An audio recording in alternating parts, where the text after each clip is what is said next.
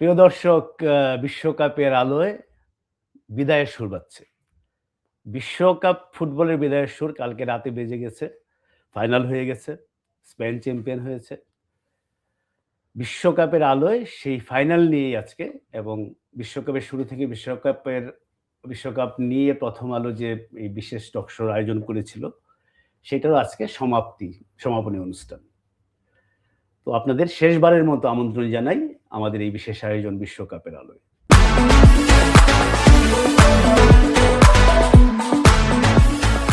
অতিথি প্রতিদিনই এক কথা বলি। জি। অতিথি আপনি আজকে আপনার পরিচয় দেন। আমি মারুফুল হক। এই 'প্রথম আলোতে' বিশ্বকাপের আলোয় আমাদের সবার প্রিয় উৎপল দা আমন্ত্রণ জানিয়েছেন। উনার সঙ্গে কিছু সময় বৈকালিক আড্ডাতে থাকি। আজকেও আসছি আরকি। খুব ভালো বলছেন। কারণ আমি নিজের ভিডিও দেখতে পরে একটু অস্বস্তি লাগে আমার। জি। ২-১ টা দেখে বললাম এটা তো আসলে প্রথাগত টক শো হয় নাই। আমরা মনে হয় আপনার প্রিয় জায়গা হচ্ছে ময়মনসিংহ সার্কিট হাউস মাঠ। রাইট, ওইখানে বসে গল্প করছিলাম। রাইট অনেকটা এরকম। এরকম। আমরা আজকেও সেই গল্পই করব। জি। ১ম এ আপনাকে অভিনন্দন জানাই যে ডেটা দিয়ে ভবিষ্যৎবাণী করে আপনার যেগুলো মিলে নাই সেগুলো নিয়ে আপনাকে আমি প্রচুর খোঁজাখুঁজি করেছি, উত্ত্যক্ত করেছি। রাইট। এটা মনের জিনিস না। এটা হচ্ছে যে আপনি যখন বলবেন তো একটা তথ্যের ভিত্তিতে বলবেন। মন কি বলছে সেটাও আপনি বলেছেন বিভিন্ন সময়। এখানে একটু থামাই দাদা আপনাকে। সেটা হলো যে আ ডাটা দিয়ে সবকিছু হয় না। কিন্তু সেই ডাটাকে ব্রেক করার জন্য একটা প্রিপারেশন থাকে, একটা প্ল্যান থাকে।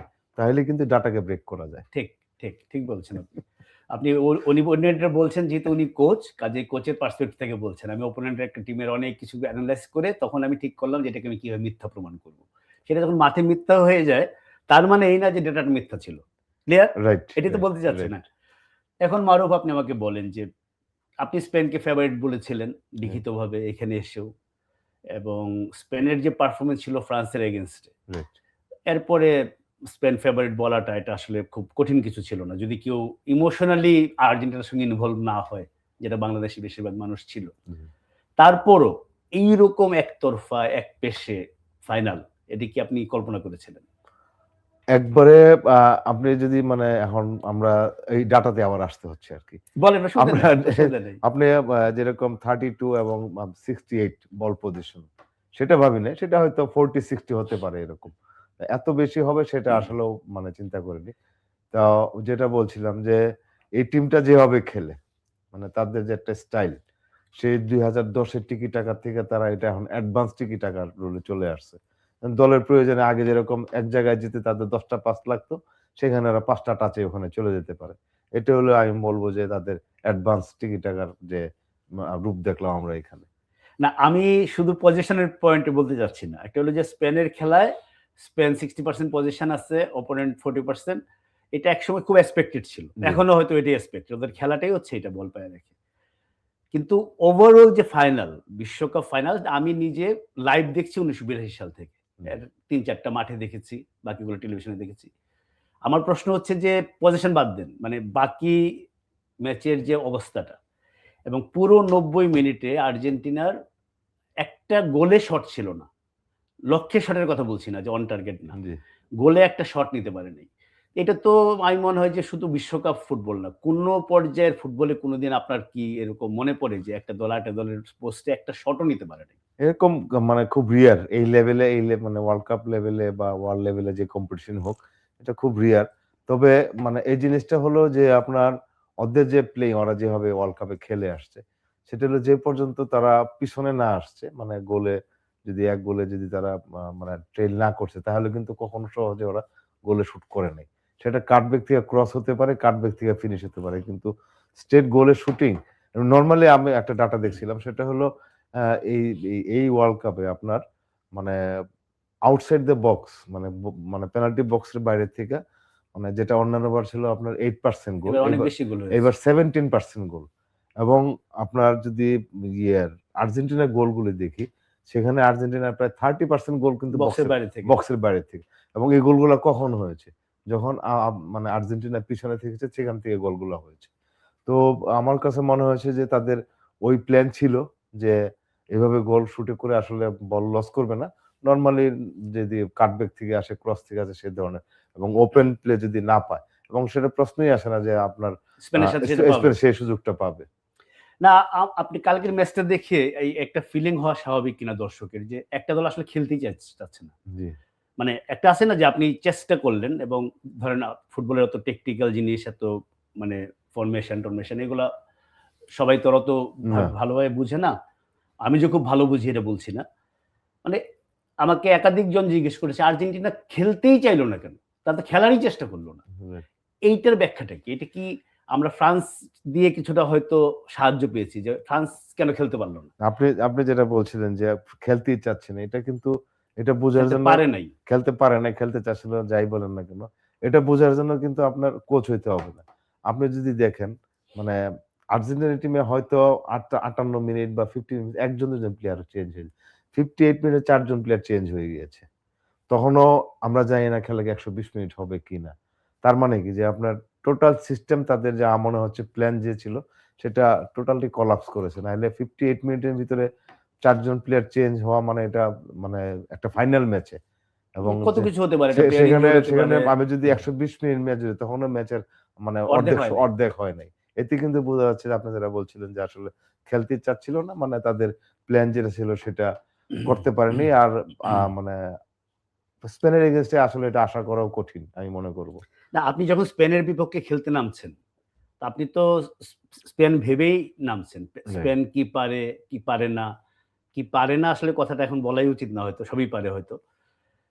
এটা সব জেনেই তো আপনি আপনার প্ল্যানটা করছেন। রাইট। তো সেক্ষেত্রে আপনাকে কালকে এই প্রশ্ন আমি করেছিলাম যে জি। স্কালোনি কি করতে পারে? হুম।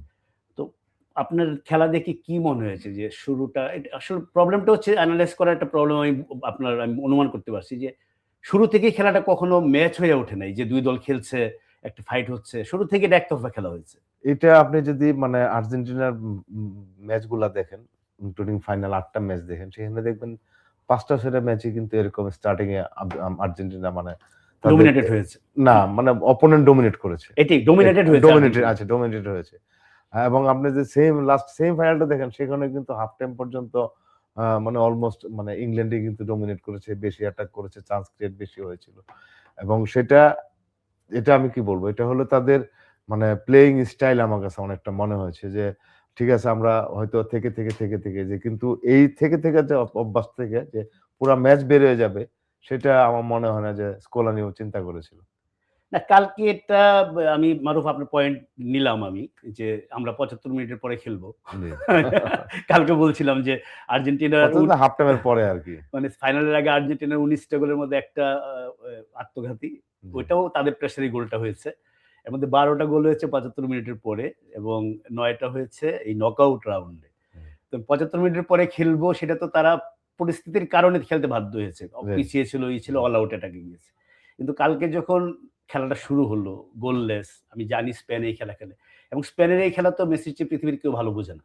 না, মানে কারণ ওই ঘরানায় সে বড় সে হয়েছে। লামাসিয়ায় বড় হয়েছে। জি, লামাসিয়ার সবচেয়ে বিখ্যাত সন্তান। জি, সে তো জানে স্পেন কি করবে, তার জি, সঙ্গে কি করার চেষ্টা করবে বা স্পেন কি করতে পারে। হ্যাঁ, সব জানার পরে সবকিছু করা যায় না। তারপরও আপনার কাছে যেটা শুরুর প্রশ্নটা ছিল যে আমি ৮২ থেকে বললাম যে ফাইনাল সরাসরি দেখি। ৯০ এর বিশ্বকাপ প্রবাবলি কাছাকাছি আসবে। রাইট। ওইটাও আর্জেন্টিনা ছিল, জার্মানি ছিল। ৮৫ মিনিটে জার্মানি একটা হুম, বিতর্কিত পেনাল্টি কোট আনকোট জিতেছিল। কিন্তু ওই ম্যাচেও আর্জেন্টিনা একই খেলে। রকম খেলাটাকে কোনোভাবে টাই ব্রেকারে নিয়ে যাওয়ার চেষ্টা করেছে। রাইট। যেহেতু তারা কোয়ার্টার ফাইনাল, সেমিফাইনাল টাই ব্রেকারে জিতেছিল। আরেকটা মিল হলো ওই ম্যাচের পরে ম্যারাডোনা কেঁদেছিলেন। এই ম্যাচের জি, শেষে মেসি কেঁদেছেন। যে কারণে আমরা টাইটেলটাই বলি নাই। আমরা একটা কাব্যিক হেডিং করেছি। এটা আর্জেন্টিনা সমর্থকদের কাছে কাব্যিক মনে হবে না। মেসিকে কাঁদিয়ে স্পেনের হাসি। রাইট। মানে আক্ষরিক অর্থে করেছি। তো এত একতরফা ফাইনাল সেটা কতটা এই যে আপনার মানে আপনি তো এগুলো দেখে আসছেন। জি। তো আপনি যদি একটু দেখে নেই যে ফাইনালে যে নাম্বারে কি বলে? কেউ একটা খেলা দেখে নাই তা নাম্বারে কি বলে? এখানে বলের দখল আপনি বলে ফেলেছেন এটা পজিশন দেখাচ্ছে স্পেন 68% আর্জেন্টিনা 32%। এক্সজি এটাতে আমি একটু পরে আসি। মোট শট, গোলে শট মানে গোলে অ্যাটেম্প্ট হুম, করেছে ২০ টা স্পেন। আর্জেন্টিনা ২ টা এখানে একটা ফুটনোট আছে। এই ২ টা মনে হয় এক্সট্রা টাইমে। এক্সট্রা টাইমে। তবে 90 মিনিটসে কোন গোলে শট নাই। না। লক্ষ্যে শট স্পেনের ১২ টা, আর্জেন্টিনার ০। হুম, গোলের বড় সুযোগ ১১ টা স্পেনের, আর্জেন্টিনার ০। সফল পাস মানে পাস একুরেসি যেটা 90% পাস তাদের সফল হয়েছে, আর্জেন্টিনার 78%। 78%। ফাউল আমরা ম্যাচটা দেখে মনে হয়েছে আর্জেন্টিনা একদম মারদাঙ্গা হয়ে নেমেছে, ওদের স্টাইলটাই একটু খেলাটা ডিসরাপ্ট করা। সেইখানে কিন্তু আবার খুব দুই দল খুব একটা পিছিয়ে নেই দেখছি, যে জি। Spain 21 Argentina 24। হতে পারে কিছু ফাউল আছে, সফট ফাউল বাধ্য হয়ে করতে হয়, অফসাইড কিছু মিন করে না, কর্নার 9-4, ওই 4টা কর্নারও এক্সট্রা টাইমেই বেশিরভাগ। এইবারে আসে আমি প্রত্যাশিত গোলে, আর্জেন্টিনা 0.09। এটা মনে হয় যে দুইটা শট তারা লাস্টে সেট পিস থেকে রিবাউন্ডে যেগুলো রাইট, কাজে ওইখানে আসলে জিরো হয়ে যেতে পারতো, এটা অবিশ্বাস্য একটা ব্যাপার। আর স্পেনের হচ্ছে 1.72। তো এইরকম এখানে কিন্তু আরেকটা ইন্টারেস্টিং আছে, সফল পাস কালকে পর্যন্ত কিন্তু আর্জেন্টিনা মানে স্পেনের থেকে বেশি এগিয়ে ছিল পাস একুরেসিতে, তাদের মধ্যে 91% ছিল। এইটাতে কি আপনি এটা থেকে কি আপনি আর কিছু মানে এটা আসলে সেলফ এক্সপ্লেনেটরি, এটাই বোঝাই দিচ্ছে আসলে কি, তারপরেও যদি এর থেকে আপনি কিছু নিতে চান। না, এটা আসলে এখন একটা জিনিস হলো, যদি আমি স্পেনের যে বল পজিশনিং দেখেন আপনার, মানে কেভা ভার্দির সঙ্গে কিন্তু তাদের কেভা ভার্দির পজিশনিং 28% ছিল, তাদের 72, তাদের 72। তাহলে দেখেন কাছাকাছি এই জায়গা। আর কালকে যেটা বলছিলাম যে এরকম একটা আপনার মানে উইনিং মেন্টালিটি এবং উইনিং কালচারের টিমের সঙ্গে যখন একটা টিম খেলবে, তখন একটা জিনিসই তাদের কাজ করবে, সেটা হলো হাই প্রেসিং। এবং হাই প্রেসিং যেটা 6 সেকেন্ডস রুল ছিল, কালকে আমি মানে এখানে বলার পরে যখন আমি এটা মানে বলে ফেলছি, তখন এটা আমার নিজে ভাবছেন, নিজে ভাবি নাই, তখন আমার দায়িত্ব আসলে প্রুভ করার আর কি, আমি কিভাবে প্রুভ করি। তখন আমি দেখলাম যে তাদের মানে সবচেয়ে লংগেস্ট টাইম বলটা রাখা ছিল তাদের 13 সেকেন্ড, এবং এভারেজ তাদের 7 থেকে 8 সেকেন্ডের ভিতরে বল লস করেছে। মানে কি ধরনের প্রেসিং করেছে ওরা, এটা ছিল আমি মনে করি তাদের একটা মানে যেটা তাদের মেন্টালিটি, তাদের কনফিডেন্স ব্রেক করার জন্য আমি মনে করি এটাই তাদের বেস্ট ছিল। আরেকটা জিনিস ছিল যে আপনি একটু আবার বলবেন, এটা আপনি বলছেন যে আপনি কি বলছিলেন কালকে, যে স্পেনের এই খেলাটা একটু ধাক্কা দেওয়ার জন্য, সারপ্রাইজ করার জন্য আর্জেন্টিনার হাই প্রেসিং খেলা উচিত। হাই প্রেসিং এবং কাউন্টার প্রেসিং, হ্যাঁ, আর্জেন্টিনার না, স্পেন খেলবে তাদের ওই মেন্টালিটি ব্রেক করার জন্য। আমি এখন বুঝি নাই আর্জেন্টিনার যে মেন্টালিটি, তাদের কি মেন্টালিটি, উইনিং মেন্টালিটি, তাদের কালচার কি উইনিং কালচার। সেই জন্য কি স্পেন তাদের যে খেলাটা খেলে তারা সাকসেসফুল হয়ে আসছে, বিশেষ করে সেমিফাইনালে যে খেলাটা খেলেছে, জি, ওইখান থেকেও তারা একটু শিফট করবে বলে আপনি ভেবেছিলেন? না, আমি তাহলে আপনি কি বলছেন, ঠিক বুঝিনি আমি। আমি বলছি যে তাদের যে মেন্টালিটি, উইনিং মেন্টালিটি আর্জেন্টিনার, এবং উইনিং কালচার, অবস্থায় হোক আমরা জিতে যাই, হ্যাঁ জিতে যাই, আমরা জিতে যাই, এবং সেই কনফিডেন্সটা আপনি দেখবেন আর্জেন্টিনা কিন্তু আপনার পিছনে থাকলেও বারবার তাদের বডি ল্যাঙ্গুয়েজ বলেছে তারা আমরা জিতবো। কিন্তু এটা ব্রেক করার জন্য হাই প্রেসিং এবং কাউন্টার প্রেসিং, এটা স্পেনের এমনি এটা জিনিসটা, আপনি কি করবেন, আপনি যুদ্ধে যাবেন, আপনার সেরা অস্ত্রটাকে আপনি আরো শান দিবেন, এবং সেখানে আপনার স্পেনের সেরা অস্ত্র কি, তাদের কাউন্টার প্রেসিং, এবং সেটাকে তারা আরো ইন্টেন্সিফাই এবং করেছে। তাদের যে আপনার যেটা বলছিলাম যে জিরো ট্রানজিশন, সেটা ইন বোথ আপনার অ্যাটাকিং ডিফেন্ডিং। আচ্ছা, এখন আমাকে বলেন আপনি, যে কালকে আপনাকে এটা সরাসরি প্রশ্ন করেছিলাম যে এই ম্যাচে কোনো মেসি মোমেন্ট দেখা যাবে কিনা। জি, এমবাপ্পে মেসি একটা কম্পিটিশন ছিল, ইভেন মেসি বলেই বোধহয় এই স্পেনের বিপক্ষেও মেসি হ্যাটট্রিক করে এমবাপ্পেকে ছাড়িয়ে যেতে পারে, এটা অসম্ভব কল্পনা অনেকে করেছিলেন যে মেসির পক্ষে সবই সম্ভব। পুরা ম্যাচে মানে ওয়ার্ল্ড কাপ ফাইনাল যেরকম এরকম আদৌ দেখেছি কিনা সন্দেহ। একটা 120 মিনিটের ম্যাচ হয়েছে, ওখানে কোনো মেসি মোমেন্ট নাই। এটাও তো আমার কাছে মনে হয় না পৃথিবীর ইতিহাসে কখনো ঘটেছে। এটা কালকে আমি বলছিলাম যে এর আগে 7টা টিম কিন্তু মানে পুরা টিমকে নিয়ে যদি তাদের মানে হোমওয়ার্ক থাকে 5 ঘন্টা, মেসিকে নিয়ে 10 ঘন্টা। তো আমি বলবো যে কালকে যে আপনার স্পেনের যে প্ল্যানটা ছিল, টোটালি আমি বলবো যে একবারে পারফেক্ট, মানে মেসিকে আইসোলেটেড করার জন্য একবার পারফেক্ট ছিল। আপনি ধরেন যখন মেসি মানে অ্যাটাকিং থার্ডে থাকে, মানে ইয়ার সীমানা কি বলে, বিপক্ষে মানে স্পেনের সীমানা, সে যদি একটু বাড়ির দিকে দিয়ে থাকে, তাহলে দেখবেন যে কুকুরিয়া তাকে ক্লোজ মার্কিং এ বা তার রিচের ভিতরে মার্কিং এ, সে যদি একটু ভিতরের দিকে থাকছে, তাহলে দেখবেন যে আপনার সেখানে লাপড়তে তার সঙ্গে লেগেই ছিল। যখন মাঝখানে থাকছে রোদ্রি থাকছে, আবার যখন একটু উপরে আসছে মিডল থার্ডের মাঝামাঝি, সেখানে আপনার তাকে রুয়েস তাকে মার্কিং করছে। আবার যখন একটু অ্যাডভান্স, তখন তাকে রোদ্রি। এই 4 জনের মার্কিং এর ভিতরে আসলে এটা হলো 1 নাম্বার। আর 2 নাম্বার একটা হলো মানে একটা ম্যাচের অ্যানালাইসিস ডাটা যখন অ্যানালাইসিস করে, তখন ওই টিমের 11 জন 10 জন প্লেয়ার ইনক্লুডিং গোলকিপার 11 জন প্লেয়ারের একটা পাসিং চ্যানেল পাওয়া যায়। কোন প্লেয়ারটা কাকে বেশি পাস দেয় এবং সে কোত্থেকে যে পাসিং নেটওয়ার্ক যেটা কার ওর কাছে বলগুলা কে দেয় এটা কিন্তু খুব সহজে আইডেন্টিফাই করা যায় এবং এটা কিন্তু চেঞ্জ করা খুব কঠিন ওই টিমটার। ওটা তো একটা অভ্যাসের মতো। আমি বলটা অভ্যাসের পেয়ে মতো। আমি জানিয়ে দিকে বলটা পাঠাবো, ও ওইখানে থাকবে। ওখানে থাকবে। এটা অভ্যাসের মতো এবং সেই যে পাসিং নেটওয়ার্ক যেটা আছে ওটা পুরো বন্ধ করে দিছে। ওটা পুরো বন্ধ করে দিচ্ছে। এইজন্য মেসিকে আসলে কালকে ওইভাবে দেখা যায়নি। আমি বলবো তাদের প্ল্যান পুরাটাই সাকসেস যেটা আগের 7 টা টিম পারে নাই।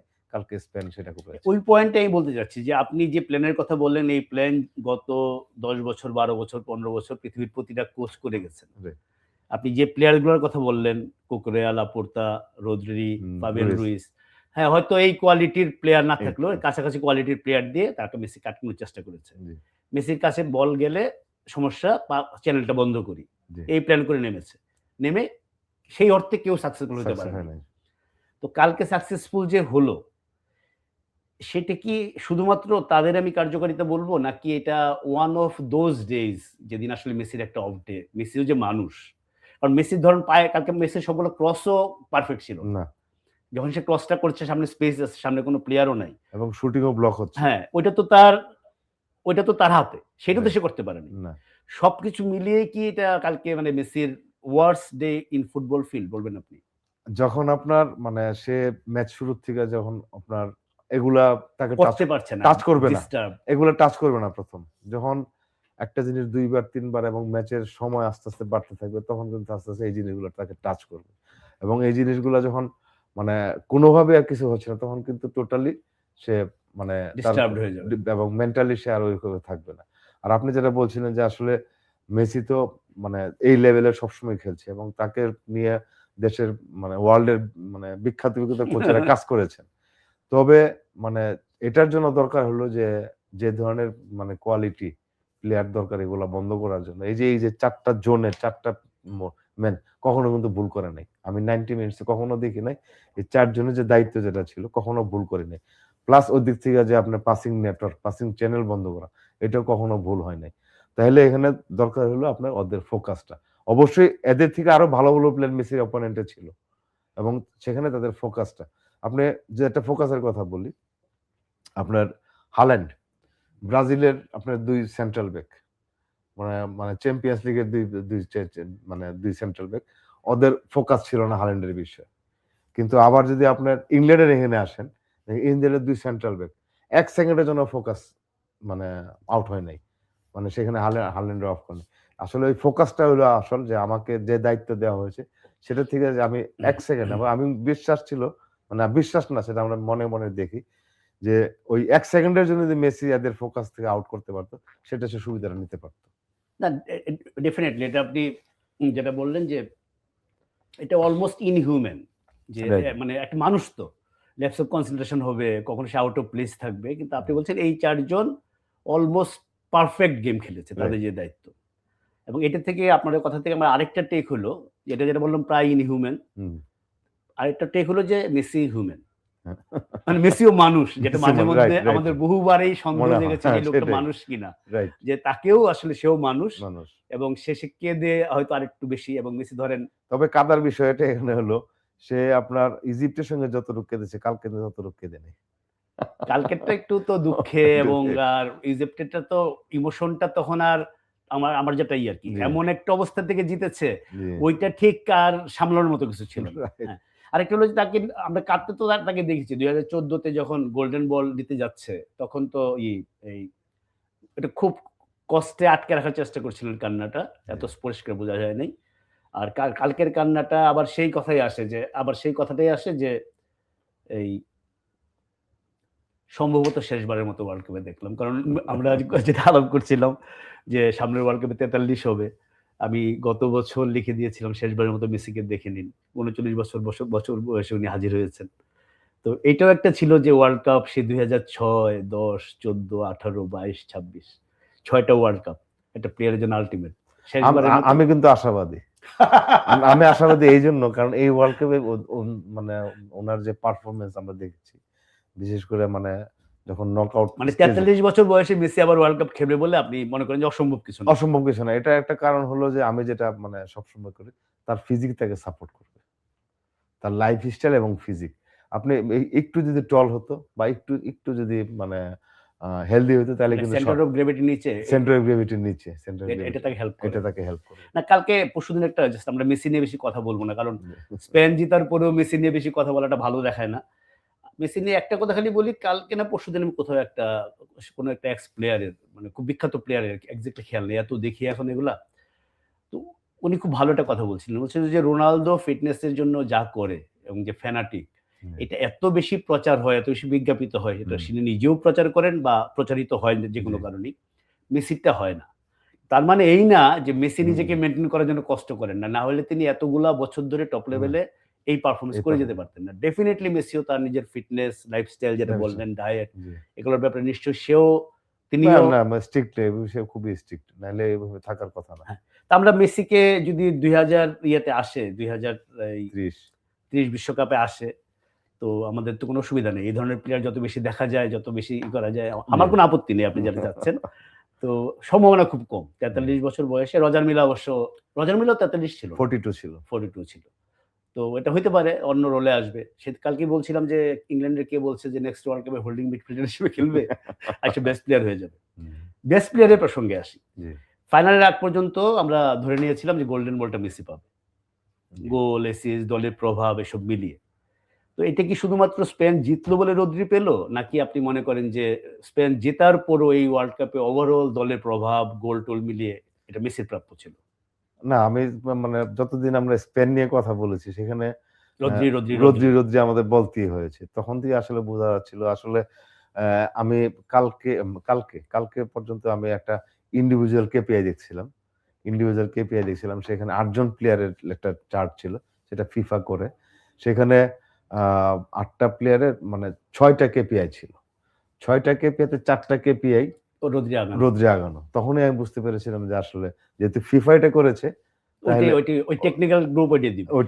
টেকনিক্যাল গ্রুপ দেওয়ার পরে কিন্তু আবার সাংবাদিকদের ভোট হয়। এইজন্য আমি ভাবছিলাম যে সব মিলাই টেকনিক্যাল গ্রুপ এবং আচ্ছা পুরা মিলিয়ে তাদের টপ লিস্টে ৮ জন কারা ছিলেন এটা দিয়েছে। একটু যদি যাই গোল্ডেন বুট এমবাপ্পে শেষ পর্যন্ত উনি ওই 10 গোল পেয়েছেন এবং ওভারঅল বিশ্বকাপের সবচেয়ে বেশি গোল। সামনে 2টা ওয়ার্ল্ড কাপ খেললে পরে এই রেকর্ড কোথায় যাবে আর কেউ ভাঙতে পারবে কিনা সেটা বিস্ময়ের ব্যাপার। সেরা গোলকিপার উনাই সিমন। মানে ওই ইন্টারন্যাশনাল জার্নালিস্টের কথায় যে সবচেয়ে উইক পয়েন্ট হলো কালকে যেটা আমরা আলাপ করছিলাম পুরো ওয়ার্ল্ড কাপে 6টা ক্লিন শিট, একটা মাত্র গোল খেয়েছেন এবং কালকে ইনফ্যাক্ট পুরো আউটফিল্ড প্লেয়ার হিসেবে খেলেছেন। মাঝে মধ্যে তার ঘুমিয়ে পড়াটা স্বাভাবিক ছিল না। মানে বল আসছেই তো না, গোলেই তো শট নাই, সেখানে ওই আমাদের জাদুকর সামাদের মতো বাদাম খাওয়ার মতো সুযোগ ছিল একটা। ওই গল্পটা একটু দর্শক জানেন যে জাদুকর সামাদ আমাদের লেজেন্ডারি ফুটবলার এই অঞ্চলের। ওনার একটা গল্প আছে যে ম্যাচে যদি ডিসইন্টারেস্টেড হয়ে যেতেন তিনি মাঠে দাঁড়িয়ে বাদাম খেতে থাকতেন। তারপরে যখন গোল করার দরকার হতো উনি গিয়ে হঠাৎ করে গোল করে আসতেন। তো উনাই সিমনের প্রবলেম হচ্ছে যে তাকে যে একটা চেয়ার দিবেন আপনি যে আপনি বসে থাকেন, বল টপ দরকার নাই, রিল্যাক্স করেন। তাকে তো আবার আউটফিল্ড প্লেয়ার হিসেবে তার বড় একটা রোল ছিল। ইনফ্যাক্ট স্পেনের খেলার এটা একটা বড় পার্ট। তো উনাই সিমনের আসলে কোনো কোশ্চেনই নাই। কালকের একটা জিনিস নিয়ে একটু আলাপ করি। আমি বেস্ট ইয়াং প্লেয়ারে আসি। এমিলিয়ানো মার্তিনেজ ফাইনালে সবচেয়ে বেশি সেভ করেছেন 11টা। এখানে আমার একটা পয়েন্ট আছে, আপনার সাথে মিলে কিনা। মার্তিনেজ আসলে সেভ বলতে যেটা বুঝি আমরা সেটা করেছেন আসলে ম্যাক্সিমাম 3 থেকে 4টা। আরো কম হবে। আমি ভাবলাম যে একটু ফাঁক রাখি। বাকিগুলা কিন্তু আমার শর্ট অন টার্গেট মনে হয়নি। মনে হয়েছে শর্ট অন এমিলিয়ানো মার্তিনেজ। সবার হাতে তুলে দিয়েছে আর শরীর সোজা তুলে দিয়েছে। মানে খুব বেশি মুভ করতে হয় নাই। হ্যাঁ, খুব বেশি একটা শুধু মুভ করতে হয়েছে আর বাকি সবগুলা মানে রিচের ভিতরে এক স্টেপে পেয়ে গেছে আর কি। এই পয়েন্টে দুইটা জিনিস। একটা হচ্ছে যে স্টেটস যে মাঝে মধ্যে যে আমি যখন দেখবো যে 11টা সেভ ওয়ার্ল্ড কাপে কেউ কিছু করে নাই, এটা খুবই ভুল বোঝায়। যে এমিলিয়ানো মার্তিনেজের চেয়ে অতিমানবীয় পারফরম্যান্স এই ওয়ার্ল্ড কাপে আমরা অনেক গোলকিপারের কাছ থেকে দেখেছি। আনবিলিভেবল। ভজিনিয়া বলেন, গিল বলেন, অনেক আছে এরকম। এইটার সঙ্গেই আমার একটা পয়েন্ট যে এই স্পেন টিমে মানে যে 2টা গেম পরপর তারা খেললো অলমোস্ট পারফেক্ট। তারপরেও কি একটা জিনিস মিসিং, একটা ডেভিড ভিয়া, একটা ফার্নান্দো তোরেস, মানে ওই রকম একটা স্ট্রাইকার এতগুলা চান্স পাওয়া এবং সেটা গোলকিপার সোজা মারা, সঠিক কোনো জোন নাই। এটা অবশ্যই, কারণ আপনি দেখেন যে আমি যেটা প্রথম থেকে বলছিলাম যে আসলে এই টিমটা সব হয় কিন্তু ক্রসিং হয় না, ফ্রিকোয়েন্টলি ক্রসিং হয় না এই জন্যই যে তাদের আসলে ওই টার্গেট ম্যানটা নাই। এই জন্য হয়তো ক্রসিং হয় না। যে করে আমার লাভ নাই। এই জন্যই ওরা ওই মানে ভিতর দিয়ে ঢোকে। ভিতর দিয়ে ঢুকে সরি বা মাঝখান দিয়ে ঢোকে। কাটব্যাক বা আপনার ওখানে আপনার কম্বিনেশন প্লেয়ার বেশি তারা রিলাই করে ওখানে। ও আপনার কথা শেষ হয়ে গেছে নাকি? রাইট, আমি তো রাইট, পরের পয়েন্ট খুঁজছিলাম। রাইট। বেস্ট ইয়াং প্লেয়ার হয়েছেন পল কুবার্সি। জি, এই স্পেনের আরেকটা বিউটি এটা যে জি। ইয়ামাল হচ্ছে 19, হুম, কুবার্সি 19। বাইরে বসে থাকা পেদ্রি কালকে নেমেছেন সাবস্টিটিউট জি। হিসাবে। পেদ্রি, গাভি। তো এই দল তো আসলে মানে যদি ঘটনাচক্রে অন্য কিছু না হয়, জি। নেক্সট ৮-১০ বছর ডমিনেট করার কথা। করার কথা। কিন্তু আপনার তারা যাদের সাথে কম্পিট করবে, আপনি ইউরো বলেন বা আপনার নেশনস কাপ বলেন বা ওয়ার্ল্ড কাপ বলেন যেখানেই বলেন, তখন কিন্তু অন্যান্য টিমগুলা এদের ক্যাপাবিলিটি এদের মানে কেমিস্ট্রিটা কিন্তু ওরা কিন্তু বেশ এনালাইসিস করবে এবং আমার কাছে মনে হয় যেটা আমি ১ম এই বলছি যে ২০১০ এর মানে ওয়ার্ল্ড কাপ টিমের সঙ্গে এই টিমটার ডিফারেন্সটা হলো যে আমরা টিকি টাকার অ্যাডভান্স দেখলাম আরকি এখানে। তো তাদেরও সেখানে আমি মনে করি যে এই জিনিসগুলা যেরকম তাদের নাম্বার 9 এ একটা দরকার, সেটা হাল্যান্ডের মতোই হোক আর বা হ্যারি কেনের মতোই হোক। আপনি তো হল্যান্ডের মতো পাইলে তো আর কিছু লাগে না, না। হ্যারি কেনের মতোই হোক। আ তাহলে তাদের নাম্বার 9 দরকার। তাহলে তাদের যে মানে ওই এক ধরনের খেলা, সেটার থেকে বের হয়ে আসতে পারবে। তখন আর অপোনেন্ট সেভাবে তাদেরকে মানে প্রেডিক্ট করতে পারবে না যে আসলে এদের এগেইনস্ট এভাবে খেললে উইন করা যাবে বা তাদেরকে আটকানো যাবে। এমনি ওভারঅল আরেকটা পুরস্কার আসছিল যদি মানে জাস্ট মেনশন করি সেটা হচ্ছে fair play. Fair play Netherlands পেয়েছে লাস্ট 32 তে আউট হয়ে গেছে তারা ৩ টা হলুদ কার্ড। এটা নিশ্চয়ই ম্যাচের রেশিও হিসাব করে দেওয়া হয়েছে যে ৪ টা ম্যাচ খেলে ৩ টা জি, পেয়েছে, বাকিরা হয়তো রেশিওতে আগে ছিল। এটা বোধহয় শুধু নাম্বারেই যায়। কারণ নেদারল্যান্ডস ২০১০ এর ওই ফাউল তো আমি ভুলতে পারি না। না। তো না, নেদারল্যান্ডস ওটা তাদের নেচারের বাইরে। একদম, প্লেইং একদম। স্টাইলের বাইরে। ২০১০ এর ফাইনালে যেটা করেছিল এটা এম্বারাসিং। কারণ ওই ফাইনালের আগে আমি একটা লেখা লিখেছিলাম যে জি, ফাইনালটা যদি স্পেন নেদারল্যান্ডস হতো। জি, আমার পয়েন্ট ছিল যে এই ২ টা দেশ ফুটবলের জন্য এত কিছু দিয়েছে তারা, এত কিছু করেছে। কোনদিন ওয়ার্ল্ড কাপ জিতে নাই। অন্তত ফাইনালটা ওরা খেলুক। সেটা হইলো আমি এত খুশি হইলাম। তারপরে নেদারল্যান্ডসকে দেখে আমি লজ্জায়। কারণ হল্যান্ড তো কোনদিন নেগেটিভ ফুটবল খেলতো না এর আগ না, পর্যন্ত। না, স্পেনও কোনদিন নেগেটিভ ফুটবল খেলতো না। হুম, আচ্ছা আমরা এবার যদি ওভারঅল যাই যেহেতু এটা শেষ, জি, আর তো ওয়ার্ল্ড কাপ নাই। জি, ওই যে ফাইনালে একটা শেষ কথা বলে নেই যেটা বলছিলাম যে একতরফা ফাইনাল। ১৯৯০ এর ফাইনালটা তো নিশ্চয়ই আপনি দেখেছেন। জি, এবং ৯০ এর ফাইনালে কিন্তু ওই অনেকগুলা মিল। ২ টা লাল কার্ড আর্জেন্টিনার। জি, এইখানে একটা লাল কার্ড পার্থক্য বলতে ম্যাচের পরে। জি, এবং এই আর্জেন্টিনার পুরো মেন্টালিটিটা এই যে ৯০ এ ছিল যে কোন রকমের খেলাটা আমরা যদি টাই ব্রেকার নিয়ে যেতে পারি, গোইকোচে আছেন আমাদের বাঁচিয়ে দিবেন। যেহেতু তিনি আগের ২ টা টাই ব্রেকারই করেছে। ম্যারাডোনার তখন অনেক বয়স। টিমটা অত গোছানো না। বাধ্য হয়ে করেছেন। এই আর্জেন্টিনা টিমও কিন্তু শুরু থেকেই একটু মোর ফিজিক্যাল, মোর এগ্রেসিভ এইটা কালকেও যদি আপনারা করেন না এটা আসলে আপনার ফার্স্ট রাউন্ড এবং মানে ওইটা মনে হয় নাই। রাউন্ড 32 তে কখনো এরকম মনে হয় নাই। তারপর ম্যাচ যখন আপনার মানে নকআউট এর দিকে বেশি আগাইছে তখন এই জিনিসগুলো বড় হয়ে আসছে। আরেকটা জিনিস হলো সেটা আমি অনেক আর্জেন্টাইন দেখেছি কাছ থেকে। তো তাদের এই মানে মেজাজটা অনেক সময় তারা ধরে রাখতে পারে না। সেটা ধরে রাখতে পারে না। ধরে মানে রাখতে এর পারে না। টেম্পারামেন্টাল একটু যেটা বলি। টেম্পারমেন্টাল হ্যাঁ, মেজাজটা খুব জাতিগত বৈশিষ্ট্য। যেটা জাতিগত বৈশিষ্ট্য যেরকম ইরানের অনেক আছে এরকম। ইরানিও কিন্তু এরকম মানে হঠাৎ করে টেম্পটেড হয়ে যায় এবং সেখানে আসলে কোথায় আছে কি করতে হবে অনেক সময় ভুলে যায়। আচ্ছা আমাদের ফাইনাল নিয়ে যদি আর কোনো কিছু এটাই বলছি বলার আমি থাকে মানে প্লেয়ারদের ক্ষেত্রে আরকি। না প্লেয়ার দেখে এটা তো জি, আসলেই ওরা জি, একটু বেশি আবেগ থাকলে যেটা হয় জি, আরকি, একটু বেশি ইমোশনাল। জি, মাঠে সাপোর্টারদেরই দেখলেই বোঝা যায়। মানে জি, যে মাঠে আর্জেন্টিনার খেলা থাকে, ওই শহর, ওই স্টেডিয়াম, ওটা মানে নো চান্স বাকিদের কম্পিট করার। কমপ্লিটলি সুইপড বাই জি, আর্জেন্টাইনস। একটা শেষ পয়েন্ট মেসিকে নিয়ে বলে শেষ করি। এনজো ফার্নান্দেজ যখন লাল কার্ডটা পেলেন সেটা স্টপেজ টাইমে জি, এক্সট্রা টাইমে খেলা শুরু হতে যাচ্ছে। এইটার পরে যখন ওরা গোল করল ২০১৬ তে ২০১০ এ ইনিয়েস্তা জি, এক্সট্রা টাইমে এইখানে ফেরান তোরেস একটা মিল খুঁজে পাই আমরা। জি, তো আজ থেকে অনেক বছর পরে যখন কেউ ম্যাচটা দেখবে ১-০ ভাববে বাপরে বাপ! কি ফাইট হয়েছে। এক্সট্রা টাইমে গিয়ে ১ গোলে জিতেছে। জি, যেটা সত্যি না। রাইট। আর যখন এনজো ফার্নান্দেজ লাল কার্ডটা পেলেন, তখন তো মেসি আরো একা হয়ে গেলেন। তখন তারা বোধহয় যে চেঞ্জ গুলা করে 4-4-1 এ চলে গেলেন। রাইট, মেসি একা আইসোলেটেড একদম। জি। তখনই আবার আর্জেন্টিনা যতটুকু করার করেছে। এটা কি জাস্ট ডেসপারেশন থেকে? ডেসপারেশন আসলে টোটালি ডেসপারেশন।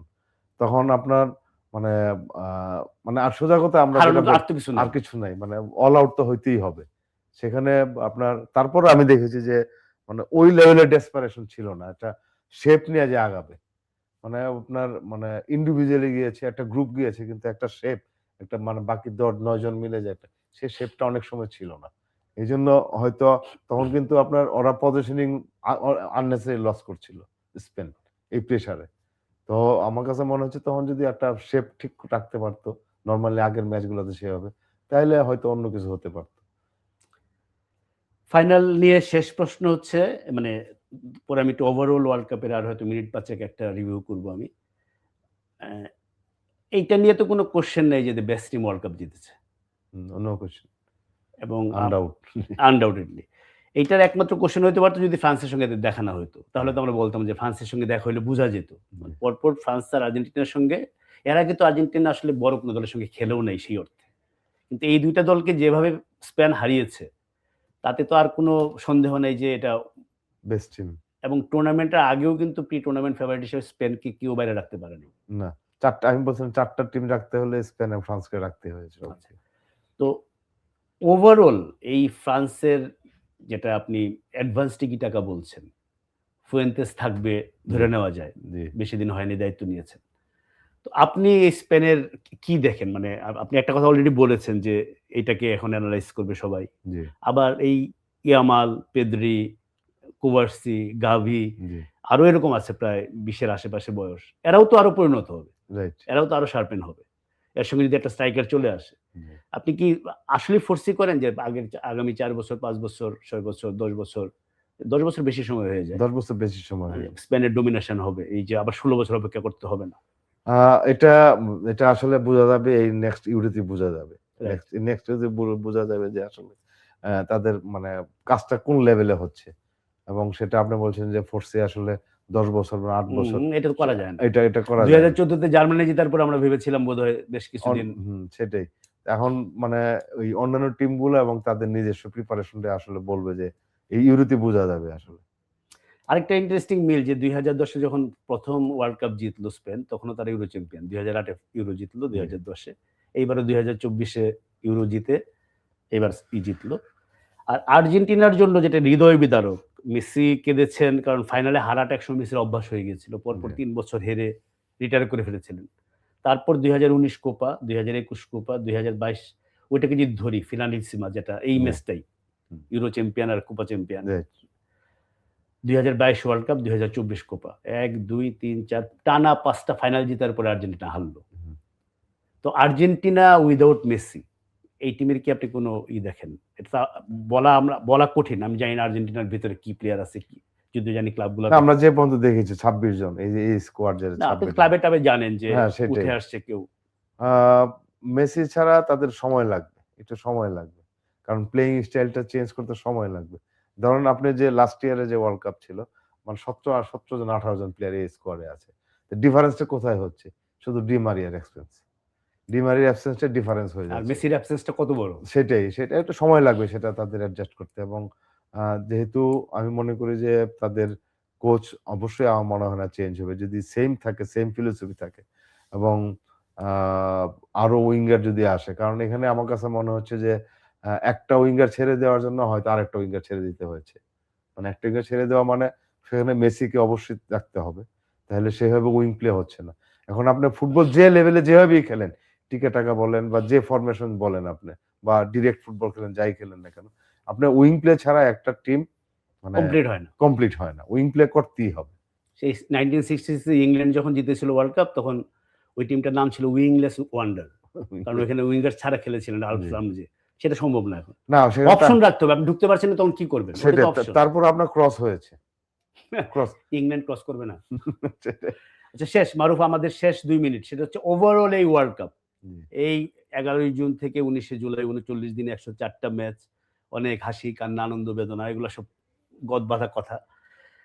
ওভারঅল যদি আপনাকে খুব সংক্ষেপে রিভিউ করতে বলি, এই ওয়ার্ল্ড কাপে কি, কোন জিনিসটা আপনার মানে টেকনিক্যাল পয়েন্ট অফ ভিউ থেকে, ইমোশনাল পয়েন্ট অফ ভিউ থেকে কোন স্পেশাল আমরা প্রত্যেকটা ওয়ার্ল্ড কাপে বলি না যে জি, এবার নতুন কি হলো? জি। সেটা কি চোখে পড়েছে আ আপনার? প্রথমত হলো আপনার যদি এটা সবার জন্যই গোল। যে এই ওয়ার্ল্ড কাপে অনেক গোল রেকর্ড হয়েছে। সংখ্যক গোল হয়েছে। যেটা রেট হলো 2.98। আ এটা এটার মানে আমি মনে করি মেইন প্রধান কারণ হলো আপনার রুলগুলা, খেলার রুলসগুলো আপনার। যে player changing, player injury, card, তারপরে আপনার এই থ্রো ইন, এই যে রুলসগুলো আছে, এতে কি হলো প্লেইং টাইমটা বেড়েছে ১ নাম্বার। রাইট। ২ নাম্বার হলো খেলার পেসটা ঠিক আছে। একটা প্লেয়ার চেঞ্জ হইতে পারে। সেখানে ১০ সেকেন্ড ১০ সেকেন্ডে প্লেয়ার চেঞ্জ করতে হবে। তো এই ১০ সেকেন্ডের টেম্পো কিন্তু নষ্ট হয় না। সেই মেজাজ নষ্ট হয় না। এটা একটা কারণ। এটা আমি মনে করি যে এইজন্য গোল বেশি হয়েছে। আরেকটা হলো গোলের কথা বলি। এই বছর আপনার সাবস্টিটিউশন গোল করেছে আপনার অন্যান্য বছর থেকে প্রায় দ্বিগুণ। একবারে দ্বিগুণ। লাস্ট ছিল 18% 8%। এই বছর 17% মানে দ্বিগুণ মানে এটা সাবস্টিটিউশন। কেন বেশি সাবস্টিটিউশন এট নামানোর সুযোগ আছে বলে? এখানেও রুল একটা ফ্যাক্টর আছে। মানে অন্যান্য বার কতজন ছিল? ২৩ জন ছিল। এই বছর ২৬ জন। ২৬ জন। তাইলে এখানে কি অপশন বেশি। অপশন বেশি। অপশন বেশি আপনি দেখবেন যে মেক্সিমাম টিমগুলা যারা এরকম মানে মানে মানে ভালো আরকি, যারা খেলতে চায়, উপরের দিকে যেতে চায় রাউন্ড 32 বা সেখানে দেখবেন যে অফেন্সিভ প্লেয়ারই কিন্তু খুব বেশি এখানে। এবং আরেকটা হলো আপনার প্লেয়ার চেঞ্জিং হয়েছে। অপশন বেশি থাকাতে আপনি দেখবেন যে মানে মেক্সিমাম টিম 60 টু 66 মিনিট বা 70 মিনিটের মধ্যে আপনার ২ জন ৩ জন চেঞ্জ করেন। সেখানে আপনার অফেন্সিভ প্লেয়ারের ২ জন। এটা মানে আমি মনে করি রুলস এর জন্য যেটা বিরাট, হয় বিরাট একটা এফেক্ট। আর যদি আমি বলি মানে ট্রেন্ড লাস্ট ইয়ার আমরা দেখেছি সেটা হলো আপনার মানে হাইব্রিড ফরমেশন। হাইব্রিড ফরমেশনের ট্রেন্ড ছিল লাস্ট ইয়ারে। মেক্সিমাম একটু যদি সংক্ষেপে বলেন হাইব্রিড ফরমেশন মানে? হাইব্রিড ফরমেশন হলো আপনার টিমের ভিতরে। আপনার ধরেন যে আ আর্জেন্টিনা লাস্ট ইয়ারের কথা বলি। লাস্ট ইয়ারে আপনারা দেখবেন 4-4-2, 4-2-3-1, 4-3-3 আচ্ছা, মানে অনেক কনস্ট্যান্টলি চেঞ্জ হয়েছে। চেঞ্জ হয়েছে এবং ডিউরিং ম্যাচ 90 মিনিটের ম্যাচে হুম, হুম, কিন্তু চেঞ্জ হুম, হুম। হয়েছে। আমি শেপের কথা বলতেছি না। আপনার ফরমেশনের কথা বলছি। পজিশনাল যদি আমি হুম, চিন্তা করি, পজিশনাল প্লের কথা চিন্তা করি তাহলে দেখবেন যে তাদের এরকম চেঞ্জ হয়েছে। আবার এই ওয়ার্ল্ড কাপে এসে কিন্তু হাইব্রিড মানে ফরমেশন খুব একটা দেখা যায় না। মোটামুটি একই ফরমেশন স্টিক করেছে। একই পারফরম্যান্স স্টে করেছে এবং মানে বড় টিমগুলা প্লেয়ার কিন্তু সেভাবে চেঞ্জ করে নাই। আপনার ফর্মে চেঞ্জ হলে তাদের কোডটা ঠিক রেখেছে সবসময়। এটা যদি আমি আর ট্যাকটিক্স হলো আপনার যে block, deep defending. Deep defending আগে যেরকম আপনার ব্লকগুলা হতো, অন্যান্য মানে আমরা যেটা দেখেছি, সেখানে আপনার মানে অর্গানাইজেশনটাও ব্লকের অন্যরকম শেপ ছিল। আর এই সিজনে এসে এটা অন্যরকম হয়েছে। যেরকম আগে আমরা কি বলতাম? আমরা দেখতাম যে between the block gap 10 to 12 metres. একটা ব্লক থেকে একটা লাইন থেকে আরেকটা লাইন। মিডল থেকে লো ব্লক। লো ব্লক মানে লো ব্লক শেপটা যে টোটাল ওয়েট সেখানে দেখবেন আপনার ২৫ মিটার টোটাল আপনার মানে লেংথ জায়গা। আর ওয়েট হলো আপনার ৩০ থেকে ৩৫ মিটার। তো এই বছর এটা আরো ছোট হয়ে আসছে। আরো কমপ্যাক্ট হয়ে আসছে। সেটা কত ২৫ এর ভিতরে চলে আসে। ২৫/৩০ এর ভিতরে মানে চলে বিটুইন দ্য ব্লকও খেলার সুযোগ পাচ্ছে না যে না বুটিন দ্য ব্লকও খেলার সুযোগ পাচ্ছে না। মানে আরো কমপ্যাক্ট এবং এইজন্য দেখবেন যে এইবার এই ওয়ার্ল্ড কাপে আপনার মানে আউটসাইড দ্য বক্স গোল বেশি। শুটিং এ গোল বেশি। কারণ ঢুকতে পারছে না। ঢুকতে পারছে না। এজন্য মানে দূর থেকে অ্যাটেম্প্ট করছে। এমনিতে ওভারঅল সব মিলে আর যদি আপনার সিস্টেমের কথা বলি, লাস্ট ইয়ারে কিন্তু অনেক টিম 3-5-2 বা 5-3-2 তে খেলেছে। অনেক টিম। কিন্তু এই বছর মানে একটা টিম 3-5-2 খেলেছে বা 3-4-3 খেলেছে। আর বাকি সবাই 4 ব্যাকে আবার 4 ব্যাক চলে আসছে। আমি ওই 4-2-3-1 এ যেতে যাচ্ছিলাম যে এইটাই মোটামুটি একটা ইউনিভার্সাল শেপ হয়ে গেছে। হয়ে গেছে। ফরমেশন হয়ে এটা গেছে। একটা ব্যালেন্স। আপনার যদি ওই লেভেলের ওই কোয়ালিটি প্লেয়ার থাকে, আপনার যদি সোয়ামানি এবং মানে ওলিসের মতো প্লেয়ার থাকে, আপনার রাইস এবং বেলিংহামের মতো প্লেয়ার থাকে, তাহলে আপনার 4-2-3 অনায়াসে যেতে পারেন এবং সেটা হয়েছে। আর যেটা 3 ব্যাক আমি যেটা বলছিলাম, 3 ব্যাকে এখন আর না। একটা টিম ছিল ওয়ার্ল্ড কাপে আমি নামটা মনে করতেছি না। কিন্তু 4 ব্যাক আপনার মানে এটা আবার চলে আসছে। আমার মনে হয় যে এটাই চলবে। আগামী ওয়ার্ল্ড কাপে এই ট্রেন্ডটা চলবে। মারুফ, থ্যাংক ইউ ভেরি মাচ। আপনি আমার আমাদের এই অনুষ্ঠানে নিয়মিত এসেছেন, সবচেয়ে বেশি এসেছেন। তো আপনার সঙ্গে কথা বলে খুব ভালো লেগেছে। আপনিও এনজয় করেছেন বলে ধন্যবাদ, আমার বিশ্বাস। ধন্যবাদ। আপনি দর্শকের উদ্দেশ্যে একটা ১০ সেকেন্ডের বাণী বলবো? কোট আনকোট একটা। বানি দেওয়ার মতো যোগ্যতা আমার হয়নি এখনো। না, ১০ সেকেন্ডের দর্শকের উদ্দেশ্যে যদি আপনি কিছু বলতে চান আপনি বলেন, পরে আমি দর্শকের কাছে কথা বলে আ প্রিয় দর্শক মন্ডলী আসলে এখানে আ দাদার সঙ্গে শুরু করে আমি মনে হয় না না, না, কখনো দাদা ব্যাপার না। না কখনো মনে হয় না যে ক্যামেরার সামনে আছি। তারপরেও আ আমি ব্যক্তিগত আমি চেষ্টা করেছি যে আমি যতটুকু বুঝি খুব সহজ ভাষা যেটা আপনারা সহজে বুঝতে পারেন সেভাবে উপস্থাপন করার চেষ্টা করেছি। এবং আমি মানে সাধারণত মানুষ, আমি ওয়ার্ল্ড কাপে একটা টিমে আমার সাপোর্ট ছিল, কিন্তু আমি কখনো এটা মানে আপনাদেরকে বুঝতে দেইনি। আচ্ছা, থ্যাংক ইউ মারুফ। উনি সহজভাবে বোঝানোর চেষ্টা করেছেন। কখনো আমার কাছে মনে হয়েছে খুব এটা কঠিন আসলে জিনিসটা তো সবসময় সহজভাবে বলা যায় না। আমি হয়তো এটা হেল্প করেছি পাল্টা প্রশ্ন করে, "এটা তুই আমাকে একটু বুঝিয়ে বলেন।" যেটা হয়তো আমি নিজে বুঝি। আমার কাছে মনে হচ্ছে যে আপনাদের প্রবলেম হতে পারে। তা আমি আমাদের এই শুরু থেকেই পরিকল্পনা ছিল অনুষ্ঠানটা একই সঙ্গে মানুষের আবেগ, এই বিশ্বকাপ নিয়ে বিশ্বকাপের ফুটবলের চেয়ে তো বড় আবেগের কোনো কি বলবো? মানে পুরো বিশ্বকে আবেগে ভাসিয়ে নিয়ে যায় এমন কোনো ইভেন্ট আসলে নাই। ওয়ার্ল্ড কাপ ফুটবলের জায়গায় এক এবং অনন্য। সেই আবেগটা আমরা ধরতে চেয়েছি। একই সঙ্গে খেলাটা তো আসলে শুধু খেলা না, এটার মধ্যে অনেক অঙ্ক, হিসাব-নিকাশ, দাবার ছক, অনেক কিছু থাকে। সেগুলোও আমরা ব্যাখ্যা করতে চেষ্টা করেছি। সেক্ষেত্রে মারুফুল হক ওয়াজ এক্সিলেন্ট এবং তাকে ছাড়া এটা আমাদের হতো না। তো প্রিয় দর্শক, আমাদের এই দীর্ঘ যাত্রা আপনারা সঙ্গে ছিলেন, এজন্য আপনাদের অসংখ্য ধন্যবাদ। ভবিষ্যতে নিশ্চয়ই অন্য কোনো ইভেন্টেও আমরা এরকম টানা অনুষ্ঠান করব। আর 'প্রথম আলোর' ভিডিওতে তো খেলা নিয়ে নানা কিছু থাকেই। তো আপনাদের সবার কাছে কি বলবো? সবাইকে ধন্যবাদ অলরেডি জানানো হয়ে গেছে। এবার আমি সবার কাছ থেকে বিদায় নিচ্ছি উৎপল শুভ্র। আশা করি আপনাদের এই পুরো আয়োজনটা ভালো লেগেছে। আর ভালো থাকবেন, সুস্থ থাকবেন এবং ৪ বছর অপেক্ষা করবেন পরের বিশ্বকাপের জন্য।